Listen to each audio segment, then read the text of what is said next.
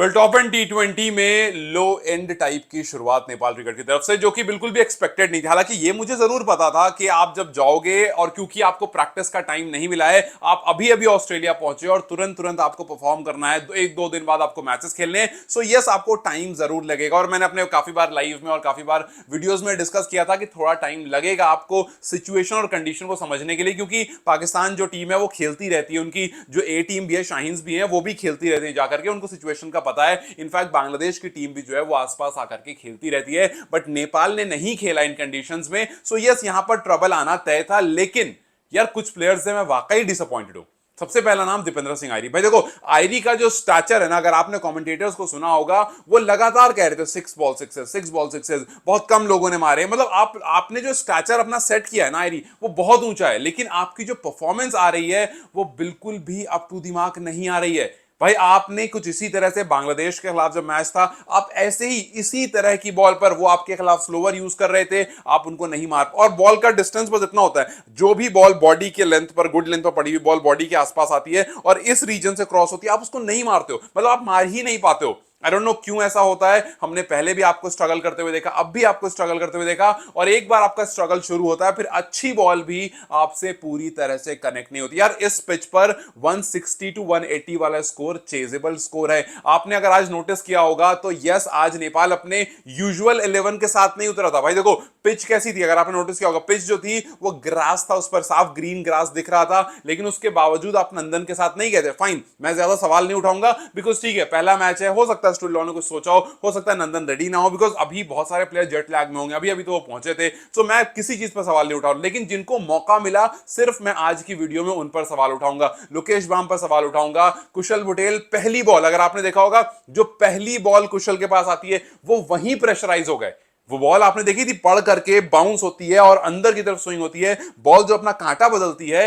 Usually Nepal इस तरह की पिचेस पर खेलने का आदी नहीं है, आपने इससे पहले भी देखा होगा, लेकिन जिस तरह की गेंदबाजी, खास करके जिस तरह का पहला ओवर गया, मैं वही समझ गया था कि यार नहीं हो पाएगा। मतलब ये जो बॉल पड़ करके अंदर की तरफ आ रही है और बॉल में जो मूवमेंट हो रही है, इसके आप बहुत आदी नहीं हो, और खास करके अच्छी स्पीड के साथ, तो आपको मुश्किल होगी। आप यूं ही हम नहीं कहते यार कि ऑस्ट्रेलिया जाते हो तो मुश्किल होती है, इंग्लैंड जाते हैं तो मुश्किल होती है, और आपके सामने जो टीम थी वो भी अच्छी थी, लेकिन फिर भी यार आप इतने बड़े गैप से नहीं हारोगे ना। आप सोचो, और सिर्फ मैं आयरी और कुशल की बात नहीं कर रहा हूं, आप इंटायर टीम की तरफ देखो। आज नेपाल की फील्डिंग को क्या हुआ था, आज नेपाल की वाइड, संदीप के हाथ से बॉल छूटकर पता नहीं कहां जा रही है। आज वाइड्स में, मतलब एक्स्ट्राज आज नेपाल ने दिए, 24 रन एक्स्ट्रा में दिया है। नदर्न टेरिटरी ने 3 रन दिया एक्स्ट्रा में। आप इसी समझ सकते हो कि दोनों टीम के बीच में डिफरेंस, मतलब ऐसा लग रहा था पूरी टीम ही तैयार नहीं थी, ऐसा लग रहा था प्लेयर ही रेडी, मतलब आप ऐसा लगा था यहीं से रेडी नहीं हो कि यार जो बैटिंग भी कर रहा है। आप आसिफ को देखो, एक 6 लगाया, लगा कि हाँ यार कॉन्फिडेंस आएगा, लेकिन नहीं, उसकी अगली सारी बॉल बीट हो गई। कुशल आए, थोड़ा सा उन्होंने ठक ठक, उनका भी थोड़ा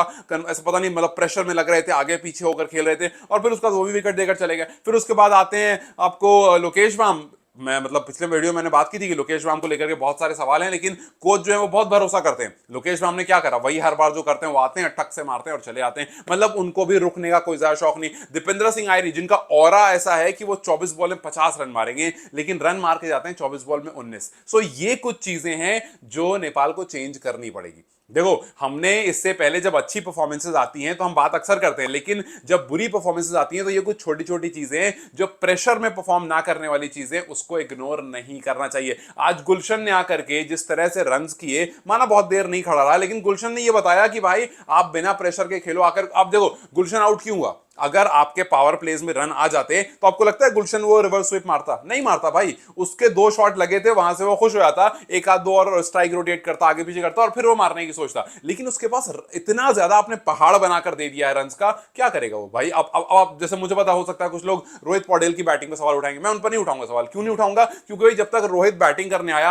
आपने ऑलरेडी इतना प्रेशर उसके ऊपर डाल रखा है, ऑलरेडी 3-3 विकेट गिर चुकी है, और मतलब 2 तो धड़ाधड़ गिर गई थी, थोड़ी देर बाद वो भी चले गए, आसिफ भी चले गए। सो ऑलरेडी इतने विकेट गिर चुकी है। अब रोहित सोचेगा कि यार अगर मैं मारने जाऊंगा कहीं आउट ना हो जाऊं। हालांकि बीच में उसने एक आध तो छक्के वक्के मारे, लेकिन वो एक अलग तरह का प्रेशर ऑलरेडी मिडिल ऑर्डर पर आप डाल देते हो, फिर उसके बाद तो मतलब कहानी वहीं पर खत्म हो जाती है। आज हालांकि जिस तरह से कुशल मल्ला ने खेला, कुछ बॉल जो उन्होंने खेली, हालांकि आउट वो अपने टिपिकल स्टाइल में ही हुए, वही लॉन्ग ऑन पर ही आउट हो गया वो, बट स्टिल मुझे एक चीज दिखी, कुशल मल्ला ने 1-2 शॉट जो है वो खेले, अच्छे ग्राउंडेड खेले, सिंगल विंगल लिया, बट नहीं उतना, मतलब ऑब्वियसली एक मैच आप जज नहीं करोगे, बट स्टिल मुझे लगता है कि कुशल स्पिनर्स थोड़ा सा और टाइम लेंगे और हो सकता है थोड़ा कुछ डिफरेंस दिखे, लेकिन इतनी अच्छी डेप्थ होने के बाद इतना ज्यादा प्रेशर में आकर खेलना भाई मुझे नहीं समझ में आ रहा है। और आप सोचो कि वो नेपाल जहां hundreds and hundreds off spin bowler है भाई, स्पिनर्स भरे पड़े हैं नेपाल में, वो स्पिनर्स को नहीं खेल पा रहे। यही केस इंडिया के साथ हुआ जब इंडिया ने न्यूजीलैंड के साथ खेला था कि आपके पास स्पिनर्स भरे भरे पड़े हैं लेकिन आप व्हाइट वॉश हो गए अपने घर पर। सो ये कुछ चीजें हैं जो काफी बार टीम जो है ना वो ओवरलुक कर जाती है, और फिर ऐसे मैचेस में सोचो ये बस एक नॉर्मल मैच है, ये बस नॉर्मल सीरीज है, अभी ऐसा नहीं T20 वर्ल्ड कप क्वालिफायर चल रहा है या कुछ चल रहा है जो कि वहां पर तो स्पिनर्स आएंगे, यहां स्पिनर्स को मदद नहीं मिल रही थी, यहां सिर्फ जो फिंगर स्पिनर्स थे वो आपको ठीक ठाक करके दे रहे थे। हालांकि स्पिनर्स ने भी अच्छी गेंदबाजी करी लेकिन ये स्पिनर्स को ऐसा कुछ मदद नहीं मिल रही थी, वो बस अपने लेंथ से विकेट निकाल रहे थे। ऐसा नहीं कि बहुत ज्यादा टर्न हो रहा था, बहुत ज्यादा कुछ टिपिकल स्टाइल में स्पिनर टक टक गेंदबाजी, क्योंकि ग्रीन पिच थी कितना ही मिलेगा, लेकिन उसके बावजूद स्पिनर्स को खेलने में परेशानी हो रही थी। आपकी पहली विकेट गिरती है 16 रन पर, सोचो चौथे ओवर में 16 रन बोर्ड पर लगे, दूसरी विकेट लोकेश आते हैं वो भी उसी 16 पर ही दूसरी गिर जाती है, 25 रन पर आसिफ की विकेट गिर जाती है।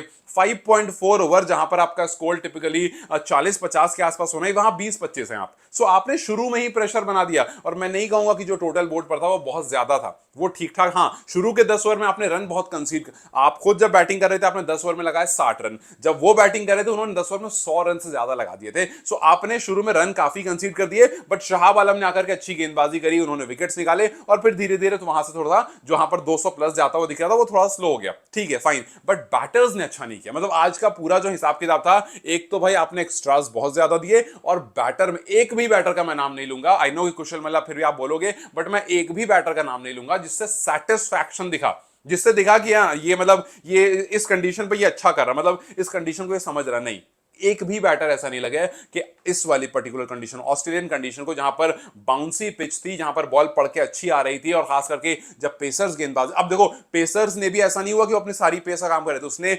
सेकंड एंड में आपने अगर देखा होगा तो पेसर्स भी आकर के अपनी वेरिएशन पर आ गए, उन्होंने भी स्लोवर्स डालनी शुरू कर दी, वाइड यॉर्कर डालनी शुरू कर दी, तो ये सब भी उन्होंने डालना शुरू कर दिया। सो ये कुछ चीजें आपको ऑब्जर्व भी करना पड़ेगा कि यार किस तरह से गेंदबाजी की जाती है जब T20, देखो शुरू में आपने कराया ठीक है, शुरू में आपकी बॉल बिल्कुल नहीं होती है, 3-4 ओवर अच्छी बॉल गिरी, लेकिन बाद में प्लेयर जो होता है वो मारने की मूड में होता है, तो आपको फिर वेरिएशन लाना पड़ता है, स्लोवर का, वाइड यॉर्कर का। सो ये जो मैच है ना, अगर आप इसको पूरा बैठ कर देखोगे दोनों इनिंग को, सो आपको बहुत सारी चीजें समझ में आएंगी। जब आप देखोगे नदन को खेलते हुए, तो यू विल अंडरस्टैंड कि यार क्यों इनका जो है रन इतना अच्छा आया, क्यों इनके बॉलर्स अच्छी बॉलिंग कर रहे हैं, क्यों इनके एक्स्ट्राज नहीं जा रहे हैं। और जब नेपाल है वो पहले से ही प्रेशर में दिख रहा है, जब बॉलिंग कर रहा था तब भी, जब बैटिंग हो रही थी तब भी, सो वो प्रेशर की वजह से, या फिर यूं कहूं कि भाई इन कंडीशन का आदी नहीं, इस वजह से वो बैकफुट पर दिखा। बट आई होप के इस वाले मैच के बाद जब आप अगले वाले मैच में पहुंचो तो ये सब कुछ लेकर के पहुंचो कि हाँ भाई हमने यहां गलतियां की थी, हमें यहां गलतियां नहीं करनी। और जो इंडिविजुअल प्लेयर्स हैं वो तो भाई अपनी गलती सोच कर चले।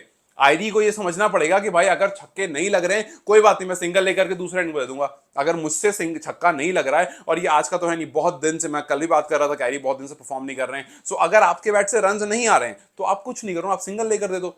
लेकिन आप ये नहीं, मतलब वो जो प्रेशर आयरी के ऊपर आता है ना, वो पूरी टीम को खराब कर देता है। और यहां पर सोचना पड़ेगा। आई नो कि स्टुअर्ट लॉ को ये दूसरा वाला साइड भी दिखा होगा, बिकॉज स्टुअर्ट लॉ जब टीम को लेकर के स्कॉटलैंड गए थे तो वहां पर तो सब बढ़िया बढ़िया दिखा, उनको लगा कि यार सब सही है, अच्छा हाँ ऐसे ऐसे इसमें थोड़ा बहुत काम करेंगे, ये टीम जो है वो सेट हो जाएगी। लेकिन आज जब देखा होगा तो उनको कमियां दिखी होंगी कि अच्छा जी हाँ यहाँ तो मामला थोड़ा ऐसा है, यहाँ पर तो काम करने की जरूरत है। आज हालांकि थोड़ा ऑर्डर उन्होंने चेंज जरूर किया था, बट कुछ चीजें हैं जो आई एम श्योर के स्टुअर्ट लॉ को दिखी होगी, और उस पर स्टुअर्ट लॉ जो है वो काम करेंगे, बिकॉज अगर काम नहीं करेंगे तो फिर मामला जो है वो गड़बड़ा जाएगा। यस, बॉलर्स के एंड से थोड़े बहुत सवाल जरूर हैं, बट मैं उनको ज्यादा कंसर्न नहीं मानता हूं, क्योंकि आज अच्छी पिच ना होने के बावजूद स्पिनर्स ने अच्छी गेंदबाजी करी नेपाल के। संदीप ने थोड़े रन जरूर लीक करे, बट ठीक है, 7-7 विकेट लेते रहे। शहाब आलम वाज वेरी गुड। मैंने शहाब को बहुत ज्यादा नहीं देखा था, बट आज जब मैंने शहाब को देखा उनकी एक्यूरेसी काफी अच्छी थी। शुरू का जब ओवर्स वो डाल रहे थे वो एकदम विकेट टू विकेट थे, लास्ट के ओवर जब वो डाल रहे थे तो एकदम बैटर से दूर रख रहे थे, वाइड लाइन पर वो गेंदबाजी कर रहे थे। और ये बताता है कि उनको किस टाइम पर कैसे गेंदबाजी करनी है, इसका अच्छा एक्सपीरियंस है। और जब भी कोई भी खिलाड़ी यार अगर डोमेस्टिक से अच्छा करके आता है ना, तो वो एक्सपीरियंस लेकर आता है और उसको सिचुएशन का पता होता है, और ऐसी सिचुएशन पर आकर भी उन्होंने अच्छी गेंदबाजी की। सो मुझे नहीं लगता है कि आज स्पिनर्स ने बहुत कुछ खराब करा, इनफैक्ट पेसर्स ने भी, क्योंकि आप देखो हालांकि एक ही ओवर सोमपाल को मिला, सोमपाल ने वहां 15 रन लीक किए, बट ज्यादा ओवर मिला भी नहीं। सो आज बॉलर्स ने रन थोड़े बहुत शुरू में लीक जरूर करे, लेकिन आज जो मामला खराब किया है वो आज एंटायर टीम की जो कंबाइंड मिस्टेक्स थी, जिसमें 24 एक्स्ट्रास चले गए, वहां पर मामला खराब हुआ है। और जिस तरह से आपकी फील्डिंग यूनिट कमजोर लग रही थी, जिस तरह से आपकी बैटिंग यूनिट कमजोर लग रही थी, ऑल टुगेदर ये नेपाल टीम नहीं लग रही थी। ना बैटिंग करते हुए नेपाल लग रही थी, ना फील्डिंग करते हुए नेपाल लग रही थी, ऑल टुगेदर ये नेपाल टीम नहीं लग रही थी। सो आई जस्ट होप के ठीक है भाई, आप आज अपनी स्ट्रेंथ के साथ जरूर उतरे थे, आप स्पिनर्स लेकर जरूर उतरे थे, आपने ठीक ठाक रन रोक भी लिया, लेकिन जिस तरह से ओवरऑल परफॉर्मेंस आई है, नॉट एट ऑल सेटिस्फाइड, और बहुत सारे प्लेयर को जिम्मेदारी लेनी पड़ेगी, गलतियों को समझना पड़ेगा, उस पर काम करना पड़ेगा। अगला मैच कल ही है, बांग्लादेश के साथ है, बांग्लादेश पाकिस्तान से खेल करके आ रहा है और अच्छी स्टार्ट लेकर के उसके बाद उस मैच को हारा था। सो आप यहां पर बैकफुट पर हैं और बांग्लादेश यहां पर फ्रंट फुट पर, दोनों टीम हार कर आ रही है, लेकिन बांग्लादेश फ्रंट फुट पर है और आप बैकफुट पर हैं। सो अब आपको यह सोचना होगा कि भाई जाकर के बांग्लादेश का मैच देखो, जाकर के देखो उनके किस प्लेयर ने किस तरह से खेला, आप देखो जाकर के कि किस तरह से बांग्लादेश और पाकिस्तान ने जब आपस में खेला तो दोनों तरफ से रन पड़े। हाँ, बांग्लादेश हार जरूर गई, उनका कोलैप्स जरूर हुआ, बट उन्होंने भी 7 ओवर 90 रन लगा दिए थे। सो आपको ये सब चीजें देखनी पड़ेंगी, वरना सेकंड मैच में हमें मोर और लेस रिजल्ट जो है वो सेम मिलेगा। ठीक है, आई अंडरस्टैंड कि इस मैच से ज्यादा फर्क नहीं पड़ेगा, ये सीरीज खत्म हो जाएगी, उसके बाद आप T20 क्वालिफायर के लिए जाओगे, वेस्ट इंडीज एक बड़ा टूर है, लेकिन आपको समझना पड़ेगा कि यहां से अगर आप हार के जाओगे तो आपका जो मोराल है ना वो उतना बूस्ट नहीं होगा, जो आपको जाकर के आगे वेस्ट इंडीज से भी खेलना है और वहां उनको टेस्ट नेशन डिफीट करने की बात है। आई अंडरस्टैंड जेट लैग है, परेशानी, हेडेक और बहुत सारी चीजें जो आपको चलती रहती है 1-2 दिन तक, जो आप ट्रैवल इतना लंबा 16-17 घंटे का ट्रैवल करके जाते हो और टाइम भी नहीं मिलता है प्रैक्टिस करने का। सो यस, ये सब कुछ है और एक प्रेशर है कि भाई ओवरसीज कंडीशन, ऑस्ट्रेलियन कंडीशन है, बहुत सारी चीजें जिसकी वजह से ये हुआ है, लेकिन ये पहली बार नहीं हुआ है। इससे पहले भी आपकी कंडीशन में भी हमने आयरी को और अदर प्लेयर्स को स्ट्रगल करते हुए देखा है, बट वी आर होपिंग कि अगले मैच में ये चीज थोड़ा सेटल डाउन होते हुए दिखेगी और अगले मैच में प्लेयर्स जो है वो बेहतर माइंडसेट से आएंगे। सो यस, कमियां बहुत सारी थी, देखना है कि कल इस पर काम करके टीम आती है या नहीं आती। आपके लिए सबसे बड़ा डिसअपॉइंटमेंट क्या था? मेरे लिए तो भाई आज दीपेंद्र सिंह आयरी थे और 24 एक्स्ट्राज, ये दो बड़ी डिसअपॉइंटमेंट थी मेरे लिए। आपके लिए क्या थी मुझे कमेंट सेक्शन में जरूर बताएं। Till then you guys take care, I will see you very soon, bye bye.